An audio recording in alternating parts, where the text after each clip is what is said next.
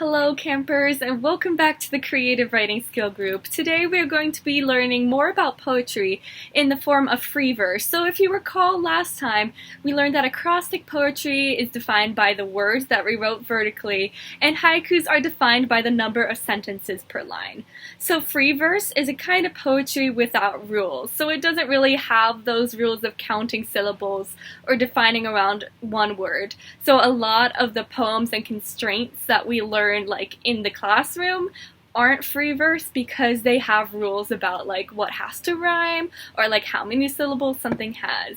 So you may be wondering, like, if there aren't any rules with free verse, then how is it poetry? And how can it be like beautiful and like perceived as so important?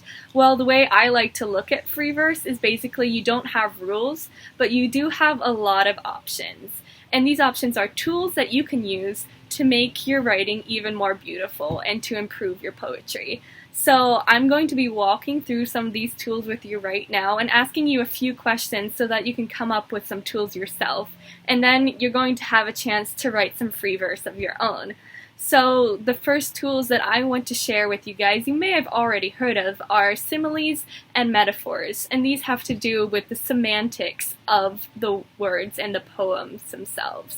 So a simile and a metaphor are comparisons to something else, except they're slightly different. Simile uses words such as like or as to compare something to something else. So like as an example, the lamp was as bright as the moon, or she sang like a bird. So you have two objects that you are comparing, and the bridge between them are the words like or as. Metaphors are also a comparison, they just don't have that bridge between them. So you may have heard people say, oh, you are my sunshine, or remember in the Bible when Jesus called Peter a rock.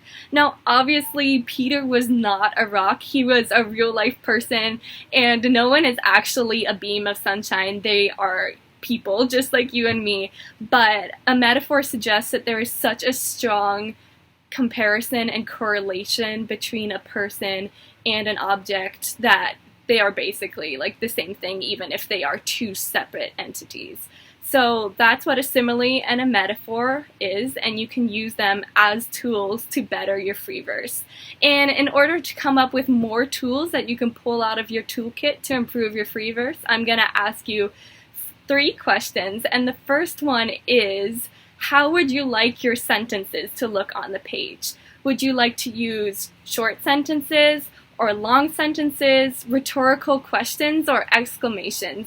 Whatever kind of sentences you use will impact the reader and have them read your writing and receive your message in a different way. So that's the first tool you can use. What would you like to do with your sentences?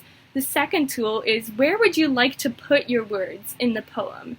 So one of my favorite tools with that question is something called fronting, which is basically you put a word at the front of each line in order to emphasize it for the reader.